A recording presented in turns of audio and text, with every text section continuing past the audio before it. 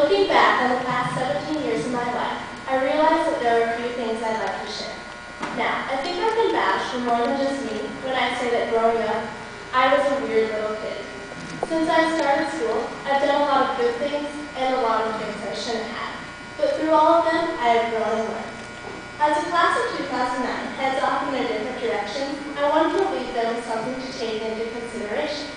Therefore, I have devised the ultimate 5 pieces of advice, and hopefully they can carry these 5 things with them wherever they go.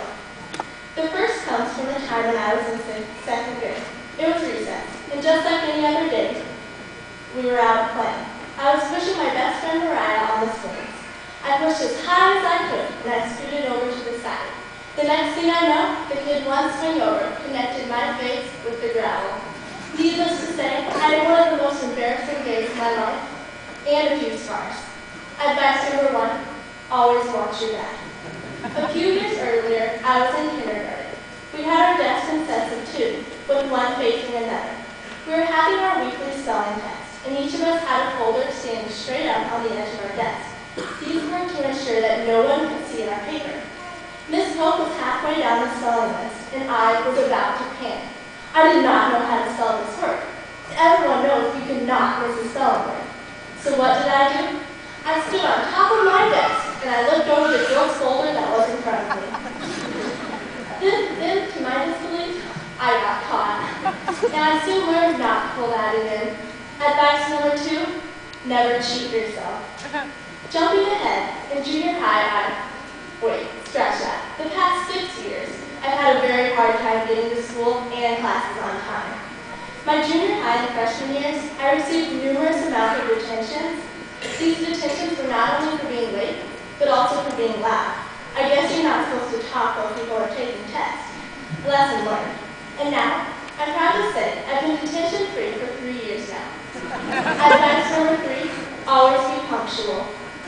I completely dreaded my freshman speech class. If it were up to me, I wouldn't have been in there. But unfortunately, speech was a required class. During my first couple speeches, I would turn white. I shook and I mumbled. After feeling humiliated multiple times, I realized I might as well get used to it, and I started joining activities. Little did I know, a few years later, I would make it to state. In speech of all things. Advice number 4, never be afraid to be yourself. My last experience also comes from 2nd grade. It was early spring, and being the stubborn child I was, I never ever wanted to put on lotion. Pretty soon my skin started cracking from being so dry. So what did I do? I told my classmates that I had a skin disease.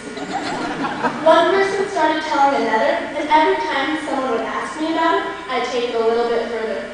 Oh yeah, it's spreading to my whole body. I might not be here next year. Everything I had said had taken the wrong turn. And let's just say, I've never taken something that far again. Advice number 5, always be truthful. At this time, I would like to congratulate the class of 2009. Remember, always watch your back, never cheat yourself, always be punctual, never be afraid to be yourself, and always be truthful. With a couple of these stories, I think you'll be able to see why I consider myself to be a weird kid. In the future, I can't wait to see if my own children resemble their mother, and I can't wait to hear their very own ultimate 5 pieces